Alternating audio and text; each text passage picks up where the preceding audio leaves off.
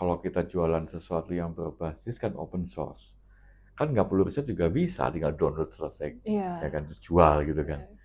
Tapi kan itu tidak bertanggung jawab, ya kan. Oke. Itu kontraproduktif. Jadi itu sangat jauh sekali dengan apa yang kita lakukan. Mhm. Kita conduct research. Memang riset kita agak berbeda dengan research yang lain ya. Kita mengambil bagian dari open source, menguasai source code-nya itu as if ours. Karena kita memiliki penguasaan yang cukup baik, kita bisa tuning dengan lebih baik. Halo teman-teman semua, Halo, selamat datang selamat kembali datang kembali di Equinix Weekly Weekly Tech Tech Talk Talk. Oke, dengan Amel sebagai host dan Pak Jul sebagai sebagai co-host. narasumber. Oh, narasumber. Oke, Pak Jul, kita ketemu lagi. Iya, ketemu lagi. Dan kali ini Pak Jul, mungkin saya mau mengangkat sebuah topik yang sebetulnya di EWTT tahun lalu tuh sering disampaikan nih Sering Pak, sampaikan di ya. awal acara. Equinix adalah perusahaan berbasiskan Oh iya, riset iya. dan open source. Oh iya, oke. Emang bener ada risetnya nih Pak? Ya, betul dong. Oke, mungkin ceritakan sedikit dulu kali ya Pak ya. Seperti Ya, apa riset di jadi Equinix in general? betul sekali. Itu pertanyaan yang sangat menarik karena kadang kita mendapatkan challenge dari klien gitu kan, yang mungkin dia nggak boleh nanya. Oke. Mau nanya mungkin segan gitu kan. Yes. Tapi nggak nanya juga bingung gitu kan. Jadi apa ya, iya ini riset, gimana tuh ngerisetnya gitu kan. Nah emang kalau kita jualan sesuatu yang berbasiskan open source, kan nggak perlu riset juga bisa, tinggal download selesai, Iya. ya kan, terus jual gitu kan. Bener. Tapi kan itu tidak bertanggung jawab, ya kan. Oke. Itu kontraproduktif. Jadi itu sangat jauh sekali dengan apa yang kita lakukan. Kita conduct research. Memang riset kita agak berbeda dengan research yang lain ya, karena memang kita punya bantuan yang sangat besar, ya kan. Kalau kita meriset kodok gitu kan, kan dulu waktu SMP ya kita pernah membedah-bedah kodok gitu kan. Iya, biologi Pak. Kita punya suatu pemahaman, terus kita coba lihat kayak gimana. Itu kan biologi ya, itu sesuatu yang kita tidak pahami dengan baik. Sampai sekarang pun kedokteran juga tidak bisa memahami tentang bagaimana hidup itu bermula, begitu kan. Yes. Itu kan susah. Tapi kalau kita di IT, itu kan underlying-nya, ilmunya kan dari buatan manusia juga. Dan kita dapat source code dari open source itu kan. Yeah. Hanya kita mau nggak kerjakan PR kita, digging deep down menggunakan bahasa yang orang lain nggak mau lakukan karena bahasa apaan begitu kan. Itu yang kita lakukan. Kita melakukan pembelajaran mendalam, kita melakukan beberapa kegiatan. Jadi kita perlakukan open source sebagai sebuah objek gitu kan, Objek yang riset berarti. riset betul. That's why we call it research, because kita mengambil bagian dari open source dan kita mengembangkan menjadi solusi gitu kan. Sehingga kita itu dalam konteks mengantarkan solusi kepada end user, itu kita menguasai source code-nya itu as if ours. Jadi seakan-akan produk itu punya kita, padahal ya bukan kan, karena kita memang juga menurunkan dari open source, tapi karena kita memiliki penguasaan yang cukup baik, kita bisa tuning dengan lebih baik. Itulah kenapa kita berani menjadi prinsipal bagi sebuah software open source yang asalnya open source itu menjadi bagian dari solusi komersial di enterprise. Jadi itu benar-benar conduct riset yang sangat mendalam begitu. Dan bahkan kita punya paten loh. Oh iya. Lagi diajukan. Oke. Jadi kita memahami kebutuhan user, memahami kebutuhan industri bahwa kita butuh enkripsi.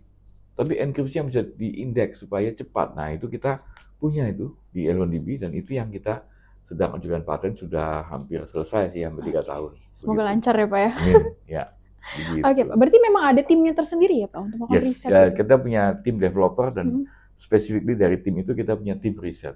Oke, Pak Jul. Baik. Terus kemudian nih Pak, biasanya kegiatan riset yang dilakukan tuh apa aja sih Pak? Apakah memang tadi hanya deep dive to open source seperti Postgres gitu ya? Atau ada lagi Pak riset-riset? Ya, jadi kita memahami pertama kali konstruksi bangunan dari misalkan dari database, dari OS gitu kan, dari juga mungkin arsitektur prosesor. Terus kita melihat opportunity, mencari opportunity. Contohnya yang terakhir ini kita mengembangkan sebuah mekanisme affinity CPU pada Oke. database Postgres. Hmm. Itu teman kita Brel. Kita Ongoing nih Pak? sudah kita tes, Sudah next dites? 10%. Oh, Oke, wow. jadi kita punya teori waktu itu di Mm-mm. awal, context switching itu sangat memakan apa namanya resource, menghabiskan waktu Yes. context switching. Gimana kalau kita bikin supaya setiap proses yang ada itu tetap menggunakan pada eh, core yang sama, Mhm. nggak bolak-balik begitu. Untuk meminimalisasi tadi ya Pak ya? Iya, overhead gitu kan. Yes. Dan terbukti kita eh, ada sedikit tambahan programming di dalam source code-nya Postgres yang kita compile, kita menghidupkan affinity-nya sehingga tidak banyak perubahan context switching, dan secara testing kita membuktikan ada peningkatan kurang lebih 10% Oke. dari yang sebelumnya. Itu yang kita achieve Mm. gitu. Oke. Contohnya. Berarti mungkin kalau riset Equinix sendiri ini apakah lebih fokusnya ke pengembangan teknologi baru, peningkatan performa, atau justru permintaan klien Pak Ya, biasanya jadi Pak? pengennya inovasi baru, tapi itu nggak gampang, ya kan? Betul. Itu tuh time consuming, mungkin resource-nya terlalu besar juga, kayak Mm-mm. contohnya kita mesti beli mesin dan seterusnya gitu kan. Itu yang paling tinggi, tapi ya kita juga tetap walaupun bukan sekarang. Yang sedikit lebih rendah adalah pengembangan dari yang ada atau perbaikan dari yang ada. Yang ada ini adalah yang berbasiskan open source, atau mungkin dari yang ada di open source kita buat software development, tambahin tools, kita joinkan, kita gabungkan jadi solusi yang lebih baik lagi, I see. gitu. Oke Pak Jul. Intinya adalah kebutuhan klien terpenuhi dengan baik, jadi solusi yang Mm-mm. menyenangkan buat klien. Mungkin ada contohnya nggak Pak, hasil riset dari Equinix ini yang dipakai ke klien dan ternyata performanya beneran se-efektif itu gitu Iya, Pak? di klien kami kayak PLN, Mm-mm. Icon, ya kan, itu mereka mendapatkan benefit yang sangat besar dengan perbaikan-perbaikan dari Postgres yang kita kembangkan seperti itu. Oke. Dan itu memang bukan hasil kerja semalam ya Pak ya, Bukan, itu dari risetnya? pengalaman berpuluh-puluh tahun, Iya. akumulasi gitu kan. Baik, Itu baik. dari akumulasi dari waktu kita masih kuliah, masih Ah, belajar kan, iya. itu kita kumpulkan Heeh. pengetahuan kita tentang prosesor, tentang operating system, tentang memory management, tentang context switching, Mm-mm. tentang multithreading, tentang programming, tentang compiling, automata dan seterusnya, semuanya menjadi satu. Dan ketika kita deliver itu ke klien, itu hasil dari kompilasi tersebut ya Pak ya? Right, ya, bukan cuma tahu Postgres doang, bukan. Mm-mm. Postgres satu hal, Postgres ada parsing, parsing belajar sama automata, gitu kan. Oke. Kemudian ada lagi sorting, ya Iya. kan? Ada battery dan Mm-mm. seterusnya gitu. Semuanya kita jadikan satu kesatuan insight yang menjadi solution begitu. Oke. Jadi klien terima beres lah ya Pak Ya, cuma dari beres dong. Artinya udah dari pengetahuan yang bagus sudah aja jalan kita lama begitu. riset gitu. Iya. Oke Pak Jul. Kemudian nih Pak, terkait Postgres itu kan sebetulnya ada community-nya ya Pak ya? Iya, Ya betul. dikembangkan oleh ada community. Itu kalau misalnya ada update gitu Pak dari mereka kan versi terbaru itu Iya. apakah kita juga mengikuti atau gimana Pak? Kita tidak selalu mengikuti. Oke. Kita ngikutinya loncat-loncat aja. Hmm. Karena kita mesti memastikan setiap version yang kita deliver itu memiliki tingkat stabilan yang tinggi dan kita memang benar-benar kuasai di sisi source code-nya begitu. Oke Pak Jul. Kalau misalnya kita bicara tentang riset Pak, tentu kan melibatkan ada orang-orang researcher di dalamnya Pak ya, para developernya dan lain sebagainya. Ya. Secara talenta researcher di Indonesia menurut Pak Jul gimana Pak? Researcher kita Iya, yang sudah Pak Jul dibandingkan bangun bersama-sama. Iya, dibandingkan luar mungkin atau bagaimana Pak? Saya berani membanding, saya men-challenge mereka dengan yang lain. Oke. Ya, kita punya kualitas researcher yang cukup qualified. Saya nggak tahu juga gimana cara membandingkan, tapi saya berani untuk diadu, gitu. Karena kita benar-benar digging deep, very down ya. Jadi kita benar-benar kuasai dari mulai layer hardware, operating system, memory management, kemudian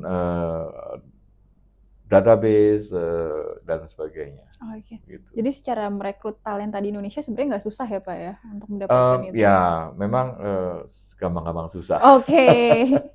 Menengah ya? Iya, jadi ada yang mungkin awalnya sudah cukup ngoprek, ada Iya. yang mungkin awalnya tidak suka ngoprek tapi punya talenta. Mhm. Terus kita akan ajarin, kita challenge, kita mungkin mereka tertarik, terus Mhm. belajar lagi, belajar lagi, belajar lagi, begitu. Dan jam terbang nggak bisa bohong ya Pak ya, Nggak bisa kalau bohong, di riset? betul sekali. Oke. Menurut Pak Jul, kalau AI yang sedang tren ini tuh berperan nggak sih Pak dalam proses riset gitu Pak? Oh ya, sangat membantu dalam mengkonklut beberapa hal, ya kan. Mhm. Jadi daripada kita membaca sebuah tulisan yang panjang, kita bisa coba lihat gimana resumenya, gitu I kan. see.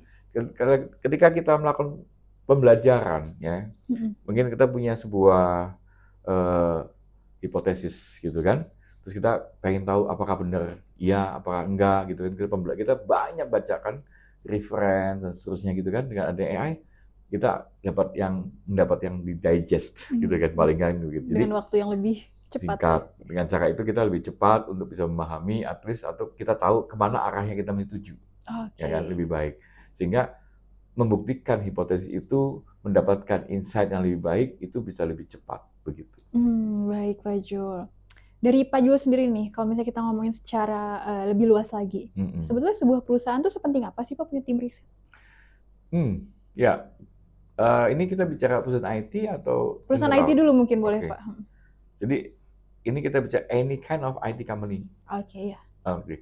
Saya kira kalau perusahaan IT memiliki tim riset at least yang terkait pada tipe perusahaan itu, karena kita pernah bikin daftar Oh tipe-tipe ya, perusahaan kan ya, jenis-jenisnya contohnya ya. SI gitu kan Iya. ya.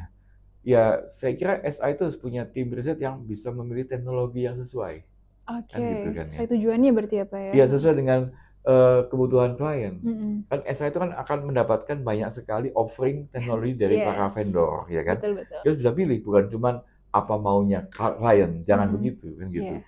Jadi mungkin dalam certain level ya harus punya kalau perusahaan IT ya.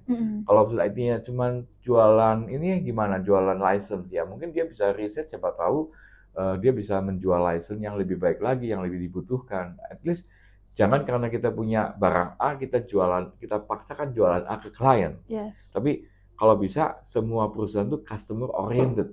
Oke. Klien butuhnya apa, kita cari yang lebih bagus, Yes. begitu. Oke, Gitu aja Pak sih. Jul. Kalau tantangannya sendiri Pak, biasanya dalam melakukan riset di Equinix itu apa ya Pak? Tantangannya ya lack of resource, artinya kita nggak punya dokumen untuk membaca, untuk mempelajari gitu kan. Tapi zaman sekarang tuh udah sangat jarang ya. Dulu waktu masih tahun berapa ya, 95, 96 Beda gitu kan. jauh ya Pak itu? Kita pengen belajar tentang file system itu zaman kuliah gitu kan. Wah, Oke. susah. Mesti beli bukunya. Bukunya jauh belinya kan. Mahal lagi Pak. Mahal pula gitu kan. Iya. Nah, zaman sekarang mau belajar tentang file system gampang, tinggal baca-baca gitu kan. Besok udah bisa bikin demo. Gitu. Iya betul. Tinggal Jadi, kemauannya ya Pak ya Iya, berarti. sebenarnya hanya tinggal kemauan dan waktu. Oke, betul Niat. sekali. Iya. Equinix sendiri nih Pak, berapa persen risetnya, berapa persen lebih ke solution bisnisnya gitu Pak? Ya, jadi kadang kita juga menggunakan tim riset kita untuk jadi tim di project delivery, terutama di sisi yang terkait pada consulting, terkait pada solution, software development, assessment, dan seterusnya. Jadi kita memang tidak bisa terlalu besar juga karena ini kan mahal ya. Jadi kita harus bisa juggling antara doing research, development, and project delivery di sisi service expert delivery gitu kan. Jadi berapa persen? Ya kalau risetnya sendiri ya jadinya mungkin sekitar 20% sampai 30% saya kira. Sementara lainnya adalah untuk kegiatan terkait pada delivery pekerjaan di klien-klien kita, seperti itu. Kalau ngomongin suka nggak suka nih Pak, Pak Jul sebenarnya lebih suka jadi researcher atau bisnis nih Pak? Oke. Jadi saya bersyukur. Karena actually saya mendapatkan dua hal yang bersamaan. Jadi saya suka riset, tapi saya nggak suka riset yang nggak ada hasilnya. Oke. Saya suka bikin sesuatu ngoprek maksudnya, Yes, yes. dan kemudian bisa ada hasilnya. Oke, Jadi terlihat ya, Pak, ya? I'm a hacker inside. Jadi seorang hacker itu orang yang suka ngoprek dan kemudian ada hasilnya gitu loh.